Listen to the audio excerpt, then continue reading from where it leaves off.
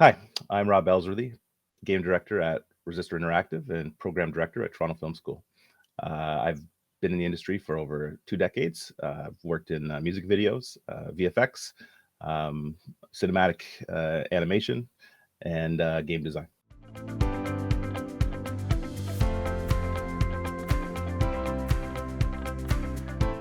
As a game director, what I love about it is the creative process.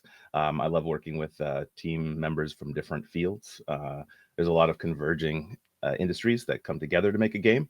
So you'll be talking to people who do code, to animators, to artists, and designers, all different roles, and they all combine into what is supposed to be an amazing experience. I love creating new worlds. I love getting what's in my mind out onto some form of media. It's quite rewarding when you see people playing your games. That's probably the my favorite thing to do is to think about and watch as other people play the products that I've made.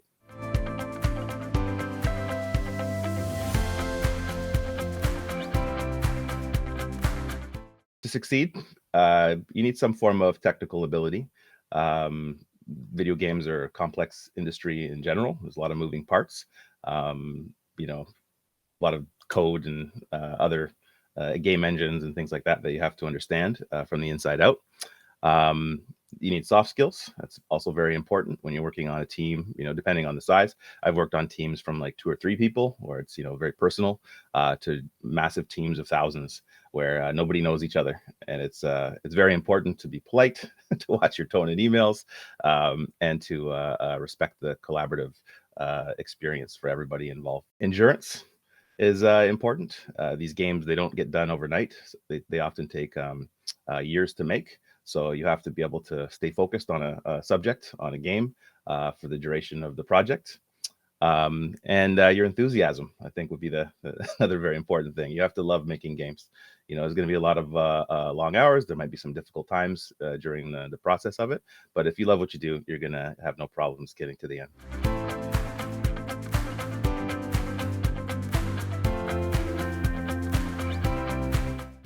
I didn't have any expectations when I went into the games industry.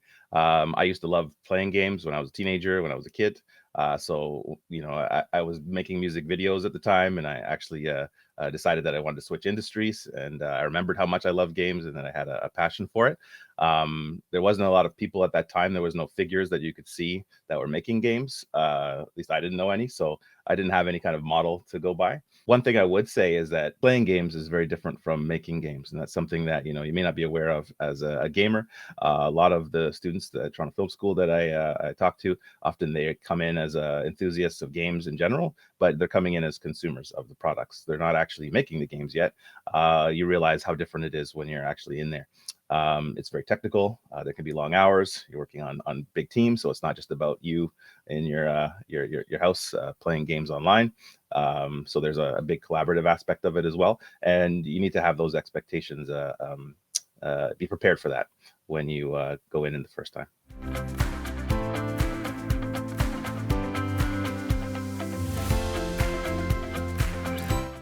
For someone who is new to the industry, I would suggest that education is going to be the most important first step.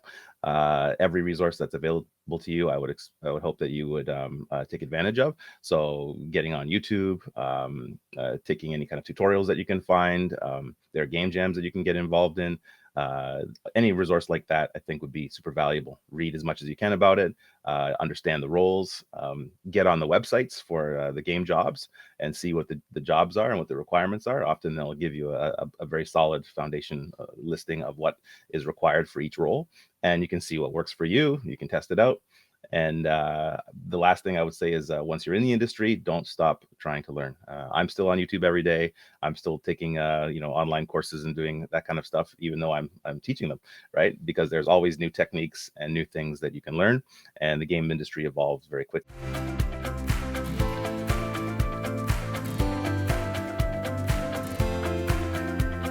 How to find balance in your work life roles. That's something that is very personal. But yeah, I definitely had some issues.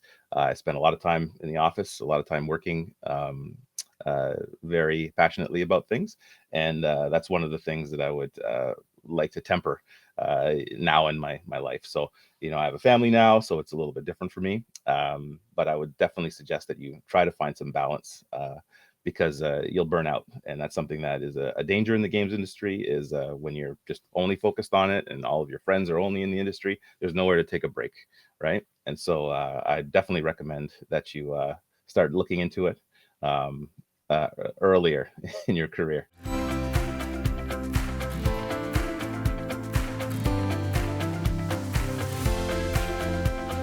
So to become a game director, I would say that it's a long process to get there.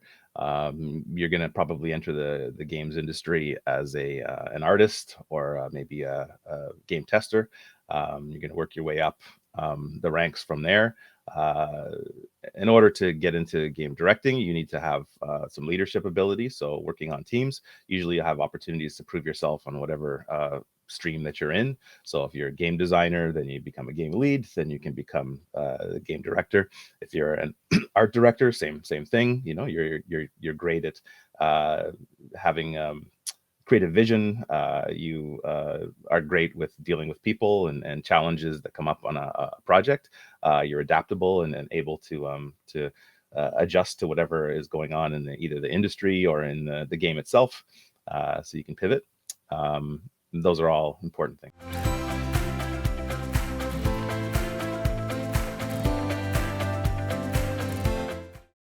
Yeah, so there's many ways and many avenues that you can get to the role that I have. For me personally, it was a combination of different industries that I'd been part of. I used to do music videos, so I'd worked on teams as a VFX artist and then as a director. So I understood the process of that.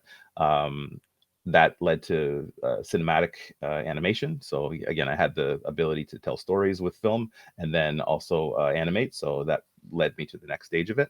I was always interested in design, and so every opportunity that came up where I could show my abilities, I would try to do that. So I would definitely recommend that again, when an opportunity crosses your desk, take advantage of it. Right. So working in different parts, talking to different people in different fields in games is also a great thing. So you can get some experience and knowledge of what their jobs are about.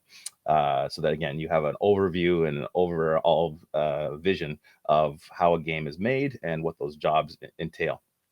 Once you understand all of those things, then it just comes down to your leadership abilities. Can you work on a team? Can you stay focused for long periods of time? Do you have vision? So those are things that I would work on. Where to get those skills? Again, experience from doing it, stage after stage, kind of building it up. If it's talking and communicating, you can go to Toastmasters. You could learn, about take some business courses or something like that, right? To kind of add to what you know. And again, there's lots of resources available online for how to make games in general, whatever field it is. So the more that you know, the better off you'll be placed to lead a team.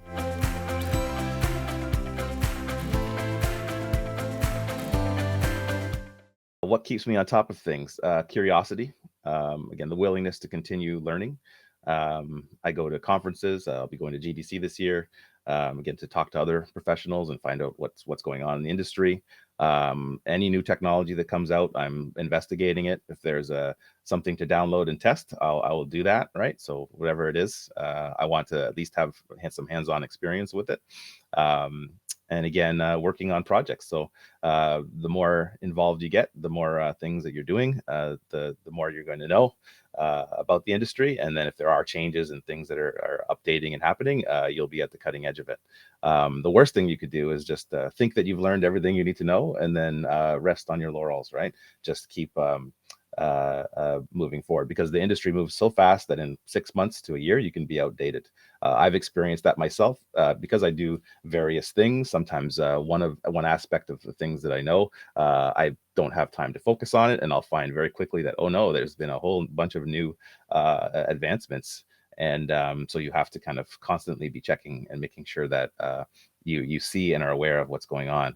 Right now it's AI. It's had a massive impact on society already, that chat GPT, but there are plenty of artistic tools and other things that can either help or replace us. So figuring out how to work and adapt to the future is another important aspect of it.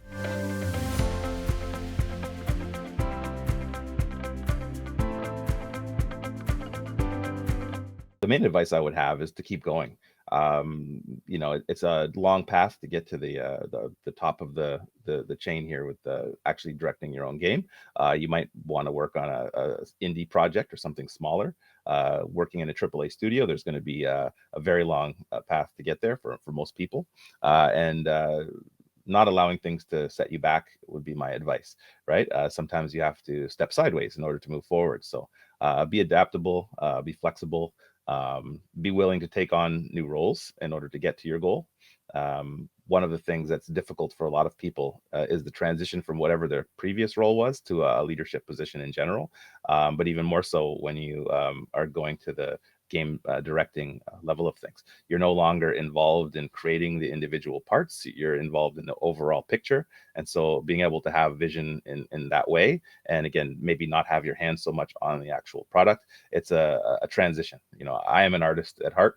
I love to create. I love making things with my hands. And it was a challenge for me to be able to let go of some of those responsibilities and let others do those roles, and then just oversee and guide them through it. It is rewarding, and you will find that you can do a lot more when you make that transition. So that's the best advice I could give you.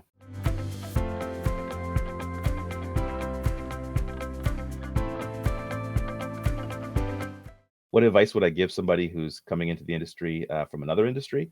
Uh, Fortune favors the bold. So I would suggest that you definitely take that step. I've done it many times in my career, and I've never regretted it once.